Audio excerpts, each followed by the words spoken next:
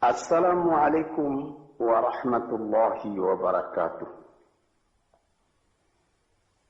Para pendengar, peminat kaset-kaset saya ini, laki-laki dan perempuan, baik yang sedang tinggal di rumah atau dalam mengembara dalam perjalanan yang jauh dengan mobilnya, diputar kaset, didengarkan Nabuya berceramah, seakan-akan kita berdekat, meskipun saya tidak ada dalam mobil ini, tapi suara saya ada. Yang akan saya bicarakan pada hari ini ialah tentang mensyukuri nikmat Allah Subhanahu wa Ta'ala. Tuhan bersabda di dalam Al-Quran, la in syakartum la azidannakum wa la in kafartum inna azabi la syadid. Sesungguhnya jika kamu syukuri yang nikmat yang diberikan Allah kepadamu, niscaya nikmat itu akan ditambah lagi oleh Tuhan. Sebaliknya jika kamu lupakan nikmat itu, tidak kamu pedulikan, maka azab atau siksa Tuhan sangatlah pedihnya.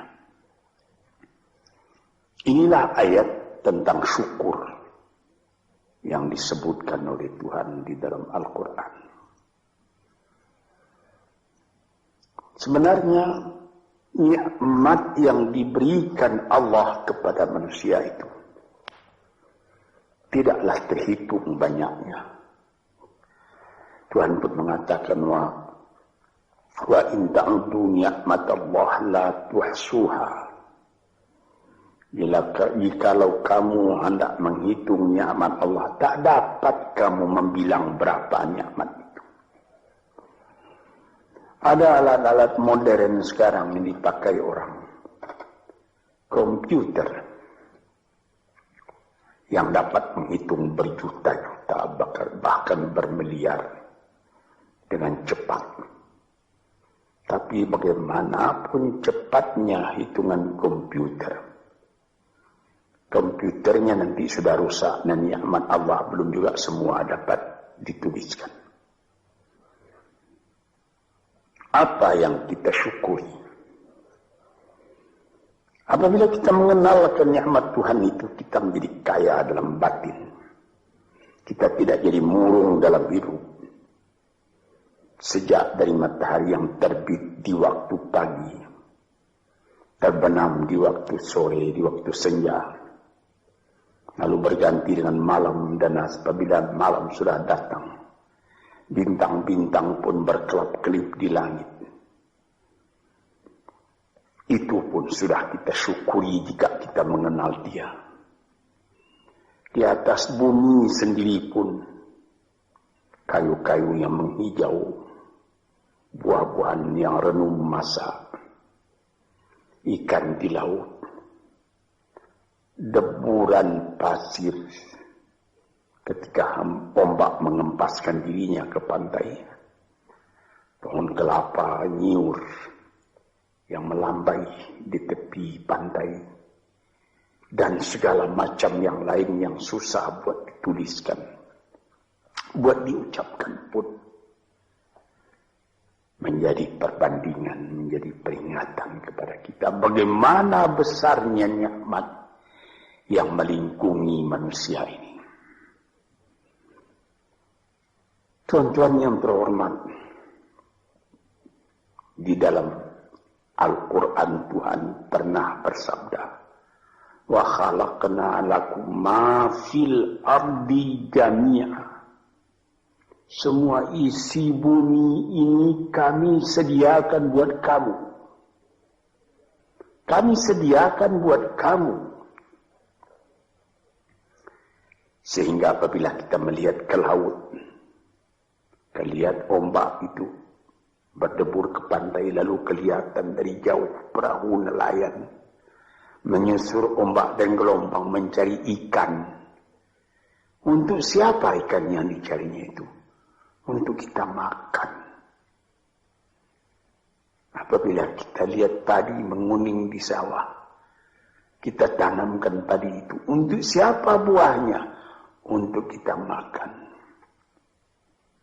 Pisang yang tumbuh di pekarangan rumah kita untuk kita makan. Malahan kalau kita lihat binatang-binatang berkaki 4, kambing, sapi, kerbau. Hei kambing, hei sapi, hei kerbau, mengapa kamu gemuk? Mengapa kamu jadi besar? Kami disediakan buat kamu. Buat kamu. Payahlah menghitungnya. Sampai kepada buah-buahan yang ada, mangga, rambutan, durian, makanan-makanan yang lain-lain, lazat dimakan oleh manusia. Kalau sekiranya kita tanyai dan mereka dapat menjawab, tentu jawabnya akan sama semua buat kamu. Inilah nikmat oleh Allah Subhanahu wa ta'ala. Wa sakhkhara lakum ma fil ardi, dan segala isi bumi ini disediakan buat kamu. Di sini kita merasa dalam hati syukur. Allah Ta'ala pun beri peringatan kepada kita. Walaqad karramna bani Adam wa hamalnahum fil barri wal bahri wa razaqnahum minat tayyibat wa faddalnahum ala kathirin mimman khalaqna tafdila. 4. Katanya, hai anak Adam, kami muliakan kamu di muka bumi ini. Kami angkat kamu di laut dan di darat. Di laut dengan kapal, di darat dengan kendaraan. Malah sampai sekarang di udara diangkat manusia. Dan diberikan rezeki. Padi menguning, buah-buahan. Yang manis-manisnya pun bermacam kemanisan. Dan diberikan lagi peringatan bahwa dari binatang yang lain, manusia lebih utama. Dijadikan Allah Ta'ala bermacam-macam binatang, bermacam-macam margastawa yang ada di muka bumi ini. Manusia juga yang lebih tinggi daripada semuanya. Dan sebagai patri daripada segala nikmat yang ada itu, diutus Tuhan pula, utusan-utusannya terdiri daripada bangsa manusia sendiri.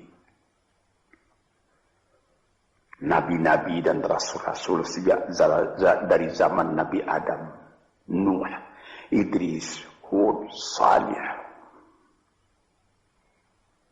Ishaq, Yaqub, Yusuf, Daud, Sulaiman, Zakaria, Yahya, Isa, Musa, dan lain-lain. Harun, dan lain-lain. Sampai kepada Nabi Muhammad SAW. Tanda cinta manusia itu sempurna kepada manusia. Cinta Allah kepada manusia itu sempurna. Dikirim manusia sendiri buat menyampaikan bagaimana manusia tadi supaya selamat dalam kehidupannya. Dan diberi peringatan kepada manusia bahwa hidup itu bukan sekedar yang sekarang saja. Sesudah hidup yang sekarang ada lagi hidup yang lain. Hidup yang akan datang yang lebih kekal daripada hidup yang sekarang. Hidup yang sekarang ini disebut al-hayatul faniyah. Hidup yang fana.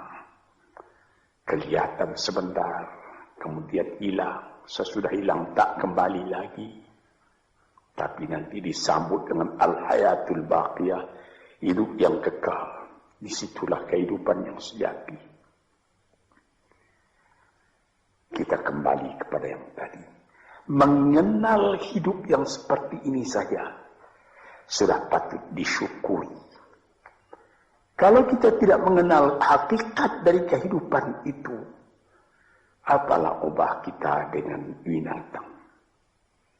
Tuhan pernah bersabda dalam Al-Quran.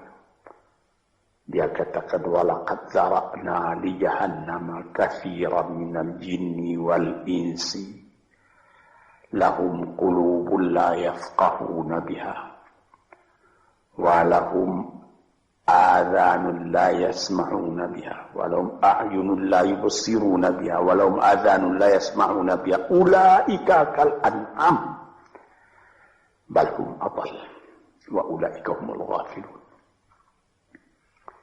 Akan kami lemparkan kepada neraka kesengsaraan, api neraka jahanam. Manusia, dia berhati tapi tidak memperhatikan, dia bermata tak melihat, dia berkuping tak mendengar. Apalah ubahnya manusia yang demikian itu dengan binatang, bahkan lebih lagi sesatnya dari binatang. Sebab binatang kalau dia tidak berpakaian, tidak ada orang menyalahkan. Tidak ada kata salah, kata benar dan salah pada binatang. Sebab itu maka manusia yang tidak mempergunakan hatinya, matanya, telinganya, lebih hina dari binatang. Dan mereka itulah orang yang lalai, tak memperhatikan hakikat dari kehidupan itu. Maka tanda syukur kita kepada Allah, kenallah dirimu dan kenallah hidupmu. Dari mana engkau datang? Di mana engkau sekarang? Kemana engkau pergi lagi sesudah ini? Kambing, sapi, kerbau tidak membicarakan ini. Dia cuma memikirkan makan. Manusia disuruh memikirkan ini. Taruhlah manusia itu tidak ada nabi, tidak ada utusan dari Allah datang. Akalnya sendiri pun di dalam kehidupan itu hendak mencari juga jalan yang baik, hendak menjauhi juga jalan yang buruk. Tak ada orang yang menyukai yang buruk dalam hidupnya. Walaupun orang yang telah terlanjur berbuat buruk sekalipun dia menyesali karena dia tidak dapat menahan dirinya. Sebab itu maka bersyukurlah kita kepada Allah. Kehidupan kita itu tidak disia-siakan, tidak disia-siakan oleh Allah. Ya sabul insanu ayyutraka sudah. Apakah manusia menyangka bahwa dia akan dibiarkan saja, tidak terpelihara, berjalan tidak tentu arah? Tidak. Sejak dari masa dalam menjadi nutfah lagi, sampai menjadi insan sudah menjadi fikiran kita. Bagaimana keindahan Allah menjadikan kita. Sebab itu maka dikatakan, bersyukurlah, syukurilah nikmat Allah itu. Sekarang timbul pertanyaan, bagaimana yang dimaksud dengan syukur itu? Saya pertalikan sedikit dengan falsafah. Sokrates apabila dia mempelajari keadaan alam, sesudah melihat keadaan alam ini, dia pun mempunyai iman bahwa ada yang menciptakan alam, yaitu Tuhan. Dia bersyukur. Mengetahui itulah hakikat hidup, kata beliau. Mengetahui itulah kebahagiaan sejati, kata beliau. Maka di sini kita melihat, syukur ya Allah, aku tidak dijadikan jadi binatang. Syukur ya Allah, aku tidak jadikan manusia yang sia-sia. Syukur ya Allah, aku terjadi dalam keadaan seperti ini. Sehingga aku tahu yang hak, tahu yang batil, tahu yang buruk, tahu yang baik. Tahu dari mana asal perjalanan ini, dan tahu pula kemana tujuan perjalanan ini. Syukur kepada Allah karena kita tahu kita datang ke dunia cuma sekali. Sepintas, sekejap mata dibandingkan dengan umurnya dunia. Taruhlah orang berumur 100 tahun yang paling panjang. Tapi apalah artinya 100 tahun? Dengan umur dunia yang sudah miliar tahun. Dan apabila kita mati pun, dunia pun akan tinggal sepeninggal kita. Entah berapa juta tahun lagi, tidak tahulah. Sepintas zaman kita lalu ke dunia ini. Kita bersyukur karena kita diberi ingat. Yang sepintas zaman, yang sekejap mata itu harus kita isi. Sehingga setelah badan kita hancur di dalam bumi, kita masih hidup. Ini, saudara-saudara pendengar yang terhormat, kita sudah mati hancur di kandung tanah, tapi masih hidup. Ada orang yang berumur sampai 100 tahun misalnya, atau lebih sedikit, tidak pula banyak lebihnya itu. Belum saya mendengar berita di dunia ada orang yang berumur 200 tahun, tidak. Paling banyak ya 120, 130 tahun, itu pun sudah lemah. Nah, dalam umur yang sekian pendeknya kita lalui di dunia, dia bisa kita panjangkan. Dengan apa? Dengan sebutan, dengan amal, dengan bekas tangan, dengan iman dan amal saleh. Sesuai dengan apa yang disebut di dalam pantun Melayu, Pulau Pandan jauh di tengah. Di balik pulau angsa dua, hancur badan di kandung tanah.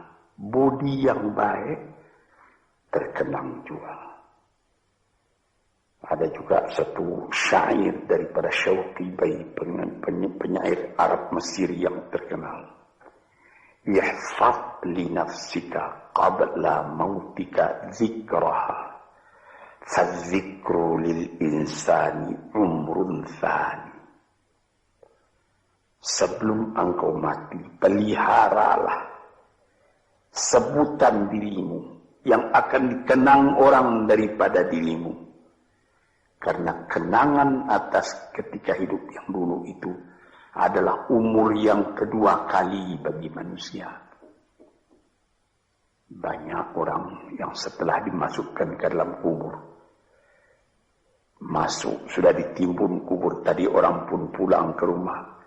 Sebutan orang tadi keluar dari kuburnya. Tiap hari dia keluar. 1 tahun, 2 tahun, 10 tahun, 100 tahun.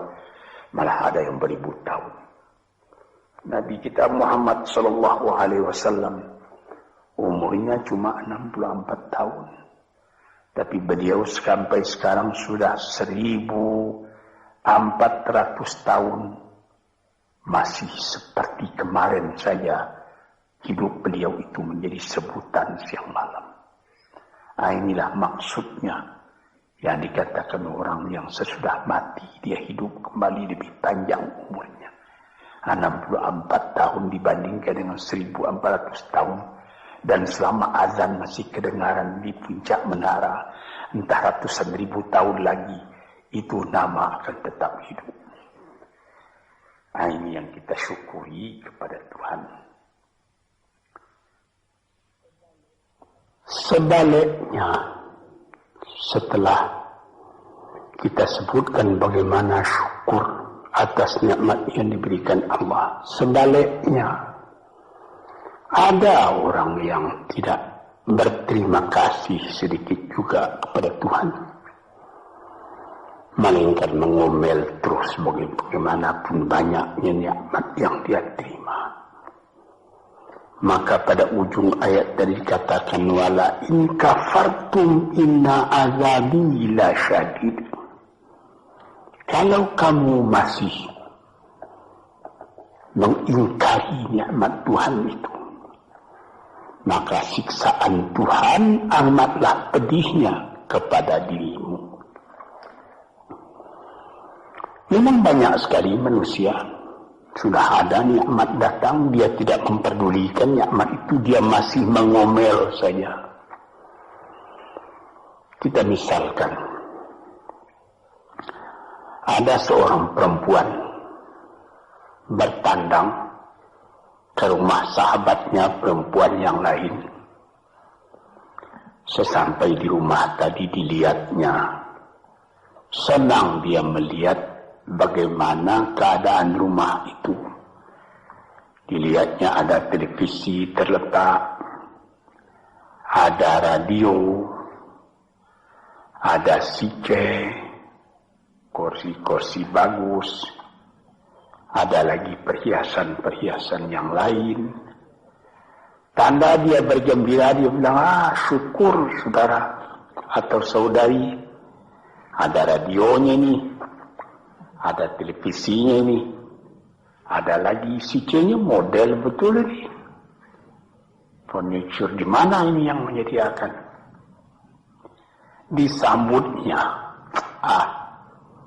televisinya sudah model, ketinggalan model ini 10 tahun yang lalu.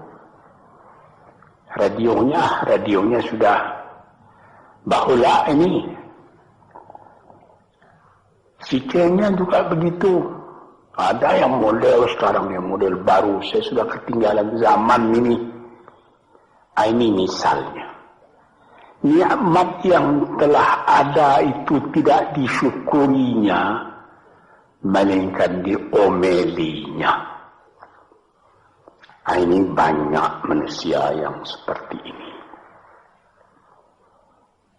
Sebagaimana pernah saya katakan dalam kaset ini, inilah orang yang wa nafsin wa min nafsin la tashba, jiwa yang tidak pernah merasa kenyang, tamak terus.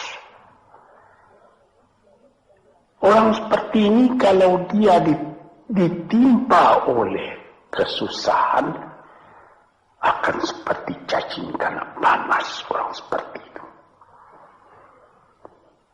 Sebab dia tidak pernah bersyukur kepada Tuhan. Dapat percobaan sedikit sudah gelisah, sudah seperti terbakar dirinya. Dia tidak akan merasakan nikmat hidup walaupun bertimpa nikmat dalam rumahnya, dia tidak akan merasakan nikmat hidup. Inilah orang yang pada penglihatan orang lain dia kaya, tetapi dialah orang yang paling miskin. So, disebutkan oleh ahli-ahli falsafat, siapa orang yang miskin di dunia ini? Orang yang terlalu banyak kehendaknya, itu orang yang miskin. Siapa orang yang kaya di dunia ini, yang merasa cukup dengan apa yang ada. Dia bersyukur atas yang ada. Bukan berarti dia menolak yang tidak ada. Kalau ada, syukur. Kalau belum ada, sabar. Jadi, syukur itu ada imbangan, yaitu sabar dan syukur. Syukur ketika nikmat datang, sabar seketika nikmat pergi atau hilang atau rusak. Sebab apabila sabar, itu pikiran tenang. Pikiran tenang menyebabkan ada lagi inspirasi baru yang akan datang. Tetapi kalau dapat sedikit cobaan sudah gelisah, maka kita mengkafiri, tidak mensyukuri nikmat yang ada. Misalnya saya pernah juga bertemu seorang, bukan seorang, berdeknya berkali-kali orang. Dia datang, Abuya, saya ini susah. Kenapa? Ya Buya mengatakan kalau kita suka-suka bertahajud, suka beribadat dengan setia, nanti apa yang kita minta dapat dikabulkan oleh Tuhan. Saya sudah 4 tahun tahajud saja saban malam, tidak dikasih apa-apa. Ini orang tidak bersyukur. 4 tahun dia bertahajud terus menerus. Dengan apa dia bertelanjang? Tidak pakai mukena. Berapa dibeli mukena itu? Lampunya terang. Berapa ongkos lampunya? 4 tahun sakit. Tidak. Makan enak juga saban hari. Cuma permintaan belum dikabulkan. Nikmat yang ada dalam tangannya dia lupa karena mengharapkan nikmat akan datang. Inilah orang. Wa ila in kafartum inna azabi lasyadid. Kalau kamu lupa kepada nikmatku, azabmu yang akan kamu derita lebih sakit lagi. Misalnya tadi itu, saya sudah bertahajud sekian tahun, tapi permintaan saya tidak dikabulkan. Berfikirlah sedikit. Itu namanya perkataan kan kurang sopan kepada Tuhan. Seakan-akan kita yang menentukan, Tuhan, mari sini, kasih saya. Seperti begitu kita kepada Tuhan. Padahal bukan karena mengharapkan diberi apa-apa itu yang menjadi pokok. Kita sebagai hamba Allah dihidupkan di dunia ini buat apa? Di dalam Quran dikatakan, "Ma khalaqtul jinna wal insa illa liya'budun." Tidaklah aku jadikan jin dan manusia malaikat untuk beribadat kepadaku. Jadi artinya bukan 4 tahun. Selama hidup hendaknya kita beribadat kepada Tuhan. Bukan mengharapkan apa-apa, karena yang ada ini sudah harapan kita. Yang ada disyukuri. Ini satu contoh.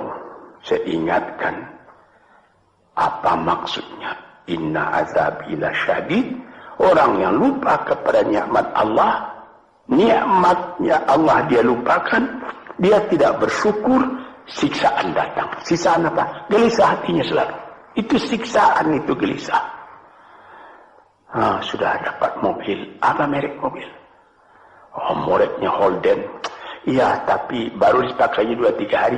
Ya, tapi sekarang ada lagi ini Holden. Mau pakai Mercedes Benz. Pakai apa lagi? BMW, Volvo, macam-macam pikirannya itu sudah siksaan buat dia. Padahal bukan pula dilarang mencita-cita yang baru itu, bukan dilarang. Tapi berpikirlah dengan wajar yang akan datang disyukuri, yang telah ada ini lebih disyukuri lagi.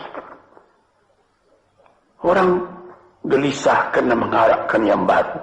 Dia lupa keadaan kekayaan yang ada pada dirinya sendiri. Cobalah. Kita kaya. Mobil ada.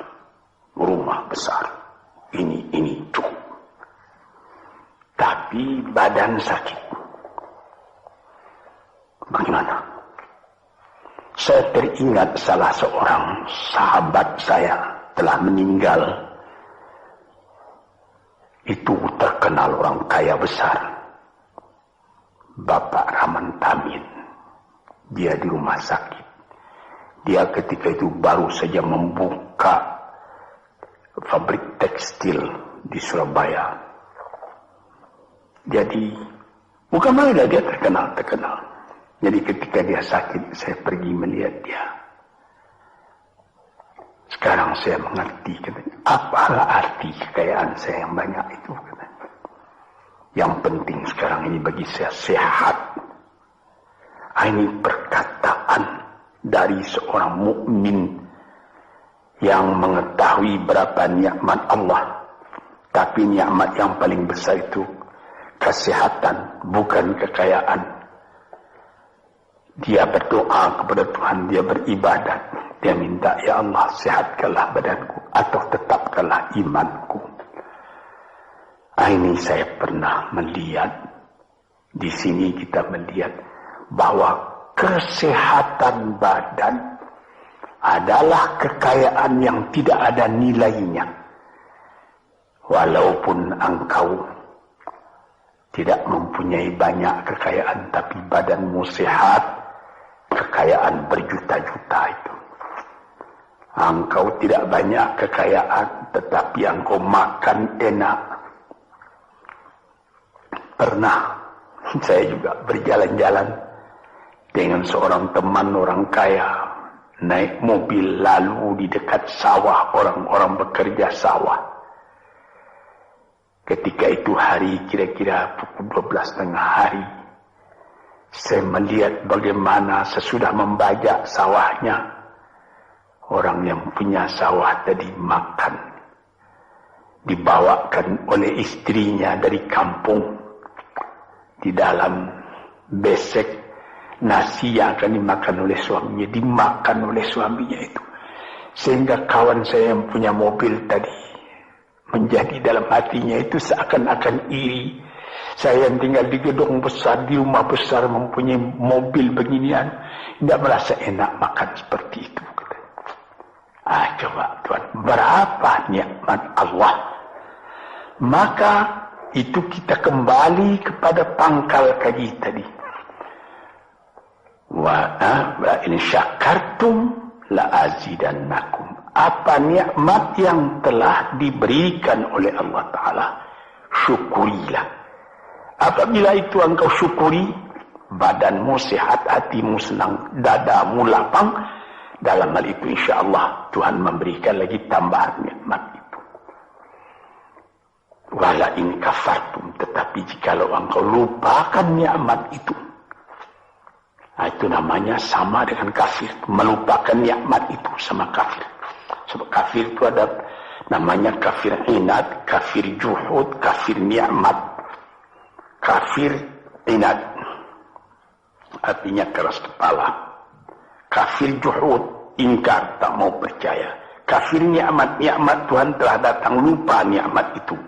Itu juga termasuk kafir namanya. Kalau kita lupakan nikmat itu, maka kita sudah meracun diri sendiri. Makan tidak enak lagi. Mengapa? Ya habis. Rumah sewa saya sudah 40 pintu banyaknya. Tapi yang di sana tidak dibayar orang, di sana itu hampir terbakar rusak. Jadi berapa? Ada 2 rumah. Jadi yang 30 bagaimana? Lupa itu.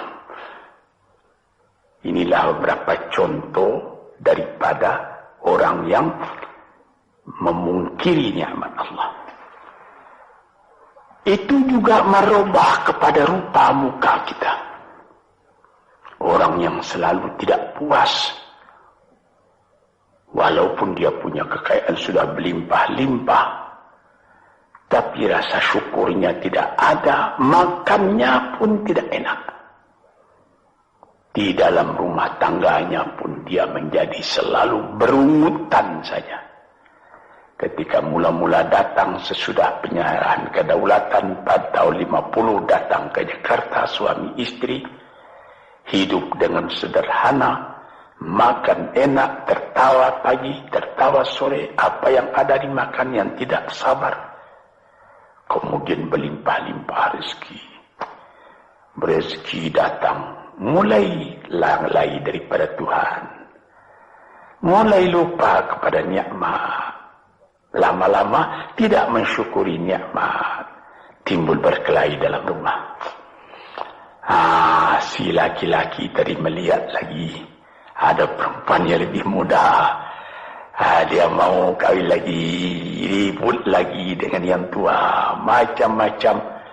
Nampak sebagaimana saya katakan tadi, nampak oleh orang luar, orang ini senang ini.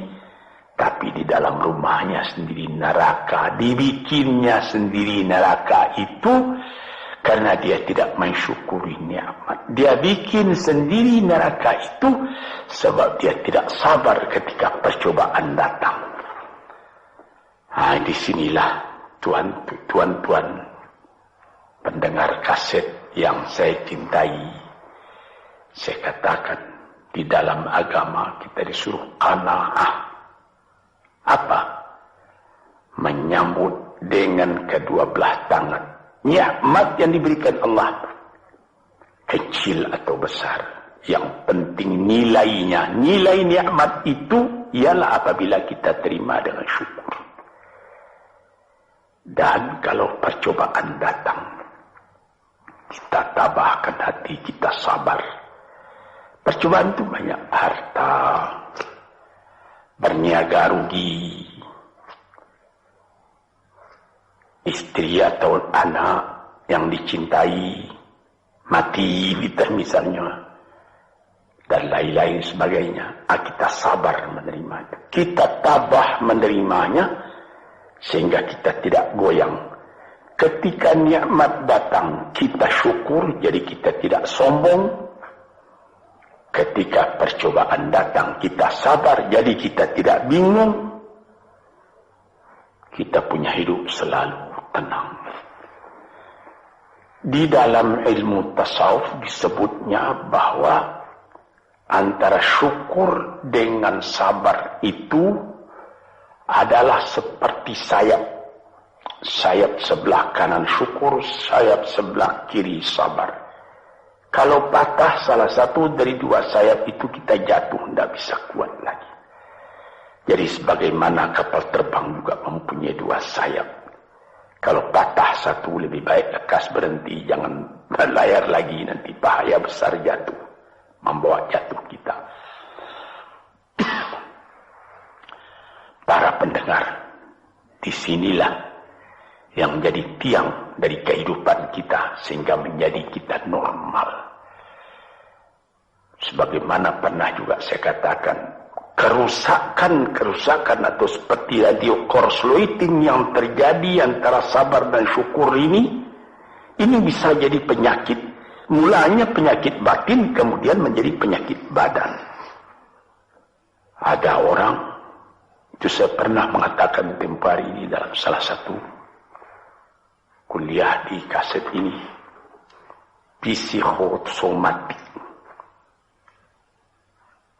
Dilihat penyakit, diperiksa, dianalisa oleh dokter. Asalnya dari kecewa. Ada orang, anaknya menyakitkan hatinya, karena anak itu juga jadi fitnah dalam kehidupan. Diharap akan begini, rupanya jadi begitu. Diharap akan taat, rupanya maksiat. Lama-lama dipendam penyakit itu dalam hati, berubah kepada badan sendiri. Kadang-kadang sakit jantung, kadang-kadang eksim, kadang-kadang kudis. Ajaib. Rupanya perjalanan darah diganggu oleh tekanan jiwa. Tekanan jiwa mengganggu tekanan jantung. Tekanan jantung mengganggu tekanan darah. Tekanan darah menjadikan penyakit basil pada badan. Sebab itu maka dikatakan, barang siapa waman a'rada an dzikri fa innalahu ma'isyatan dhanka. Barang siapa yang menolak peringatanku, dia punya hidup nanti akan sengsara. Sengsara jadi penyakit. Fi qulubihim maradun fazadahumullahu marada. Dalam hatinya ada penyakit, ditambah lagi oleh Tuhan dengan penyakit lain. Diperiksa oleh dokter, badanmu tidak sakit, ini pikiranmu yang sakit. Macam-macam. Disinilah saudara-saudara yang terhormat, maka syukur itu adalah satu nikmat yang kita sendiri mengusahakan supaya terjadi pada diri kita sendiri. Dan gelisah itu adalah laknat yang kita tumbuhkan sendiri. Sebagaimana pepatah orang Melayu, makan hati, berulam jantung. Hatinya sendiri dia makan, jantungnya sendiri diambil ulam, akhirnya kurus kering, pikiran pun jadi tertumbuk, cahaya mata pun menjadi muram, hati gelisah, kepercayaan kepada Allah tidak ada lagi, kepada hidup pun tidak ada lagi. Na'udzubillahi min dzalik. Para pendengar, peminat kaset-kaset ini, saya serukan, gembirakan hati, kuatkan iman kepada Allah, syukuri segala nikmat, sabar kalau datang percobaan. Insya Allah kita akan tetap teguh hidup, selamat dunia dan akhirat. Sekian saja dulu. InsyaAllah lain hari kita sambung lagi. Assalamualaikum warahmatullahi wabarakatuh.